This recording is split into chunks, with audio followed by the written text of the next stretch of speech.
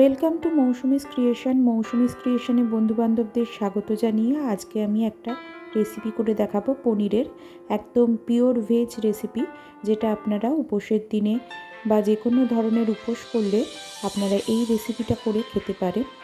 চলুন দেখে নেওয়া যাক কীভাবে আমি এটা করছি। এখানে আমি নিয়ে নিচ্ছি ক্রিম পনির। আমি এখানে ক্রিম পনির নিয়ে নিয়েছি, আপনারা চাইলে এমনি পনিরও নিতে পারেন। পনিরটাকে ভালো করে আগে জলে ফ্রেশ ধুয়ে নিচ্ছি, হালকা উষ্ণ গরম জলে ধুয়ে নেব। ধুয়ে নিয়ে আমি পনিরটাকে কেটে নিচ্ছি কিউব করে।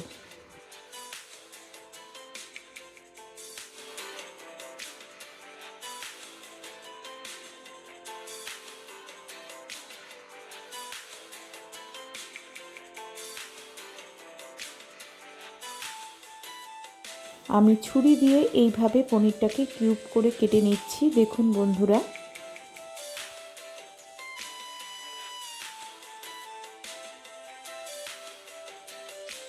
আমার পনিরগুলোকে কিউব করে এইভাবে কাটা হয়ে গেছে।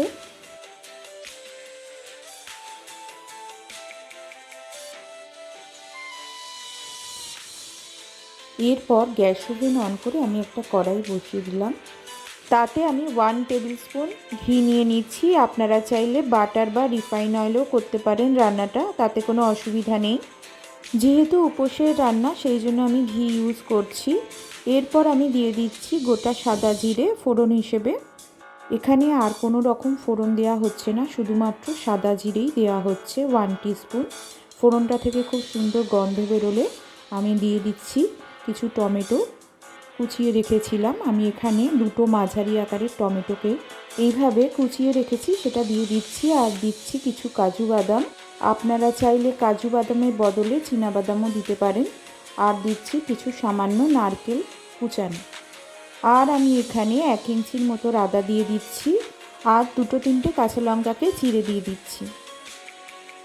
আপনারা ঝালটা যে যেরকম খান সেই অনুযায়ী দেবেন কাঁচা লঙ্কাটা। এই সামান্য মশলাই আমাদের ইউজ হবে এখানে। ভালো করে নাড়াচাড়া করে নিচ্ছি, একটু কড়াইতে ভালোভাবে এইভাবে ভেজে নিচ্ছি।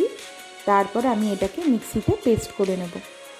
তাহলেই আমাদের আজকের মশলার পেস্টটা একদম রেডি হয়ে যাবে। আর কিছু মশলা এখানে সেরকম ইউজ হচ্ছে না। আমার আজকের রান্নাটা ভালো লেগে থাকলে অবশ্যই আমার ভিডিওটাকে লাইক করে দেবার অনুরোধ রইল। পাশে থেকে আমার চ্যানেলকে অবশ্যই সাপোর্ট করবেন বন্ধুরা, আর ভিডিওটাকে শেয়ার করে দেবার অনুরোধ রইল। এবার এই মশলার পেস্টটাকে আমরা মিক্সিং বলে নিয়ে নিচ্ছি।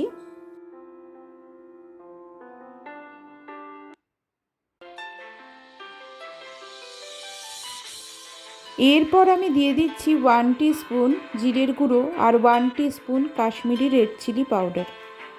আর দিচ্ছি 1/2 টিস্পুন হলুদ গুঁড়ো। এখানে হলুদ গুঁড়োটা খুব কমই ইউজ হচ্ছে বন্ধুরা। সামান্য একটু জল দিয়ে দিচ্ছি। তারপর আমি মিক্সিতে একটা মশলার পেস্ট তৈরি করে নিচ্ছি। এই মশলার পেস্টটাই আমাদের রান্নায় ইউজ হবে। এরপর গ্যাস ওভেন অন করে কড়াইতে আমি সামান্য রিফাইন অয়েল নিয়ে নিচ্ছি। আমি এখানে 2 টেবিল স্পুনের মতো রিফাইন অয়েল নিয়েছি।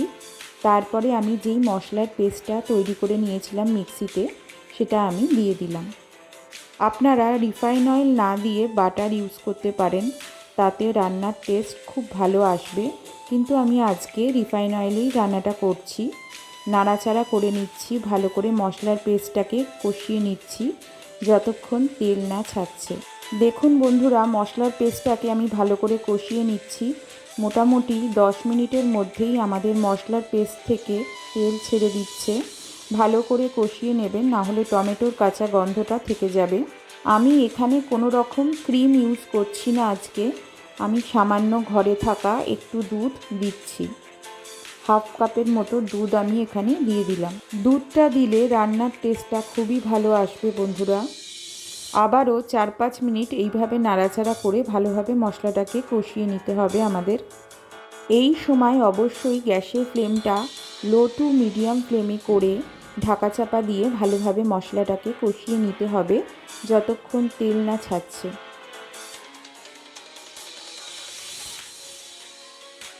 4-5 মিনিট পর আমি ঢাকা খুলে দেখে নিচ্ছি, আমাদের মশলাটা খুব ভালোভাবে কষানো হয়ে গেছে। সাইড দিয়ে ভালোভাবে তেল ছেড়ে এসছে বন্ধুরা, দেখুন। এরপর আমি দিয়ে দেব কিউব করে কেটে রাখা পনিরের টুকরোগুলো। আপনারা এই সময় আপনাদের প্রয়োজন মতো লবণ দিয়ে নেবেন। সন্দক নুন আমি এখানে দিয়েছি, যেহেতু উপোসের দিনের রান্না সেই জন্য সন্দক নুন দিয়েছি। আপনারা চাইলে এমনি নুনও দিতে পারেন। এরপর আমি ওপর থেকে সামান্য ধনেপাতা কুচিয়ে দিচ্ছি, আর দিচ্ছি সামান্য কাসুরি মেথি। কাসুরি মেথিটাকে ভালো করে হাতে ঘষে নিয়ে আমি দিয়ে দিচ্ছি ওপর থেকে। এরপর আমি ভালোভাবে নাড়াচাড়া করে নিচ্ছি 2-4 মিনিট, আর 5 থেকে 7 মিনিট আমি একটু ফুটতে সময় দেব। সেই জন্য আমি ঢাকা চাপাও দিয়ে দেব। 10 মিনিটের জন্য আমি ঢাকা চাপা দিয়ে দিচ্ছি। 10 মিনিট পর আপনাদের কাছে ফিরে আসছি। 10 মিনিট পর আমি ঢাকা খুলে দেখে নিচ্ছি আমাদের রান্নাটা একদম রেডি।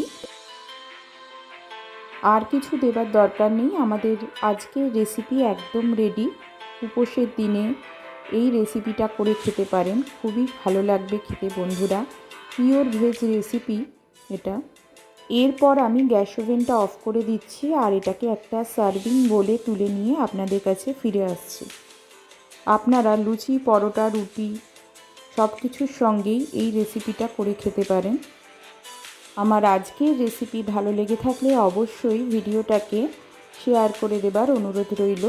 ভিডিওটাকে লাইক করে আমার চ্যানেলকে সাবস্ক্রাইব করে আমার চ্যানেলের পাশে থেকে যাবেন বন্ধুরা। আর পাশে থাকা নোটিফিকেশান অবশ্যই অন রাখবেন বন্ধুরা, কারণ আমি এই চ্যানেলে যখনই ভিডিও পোস্ট করব আপনাদের কাছে ফার্স্ট নোটিফিকেশান পৌঁছে যাবে খুব সহজেই। আমি একটা সার্ভিং বলে এটাকে তুলে নিচ্ছি। আপনাদের সার্ভিং বলে তুলে নিয়ে আমি দেখাচ্ছি। আজকের মতো এখানেই শেষ করছি। Thank you.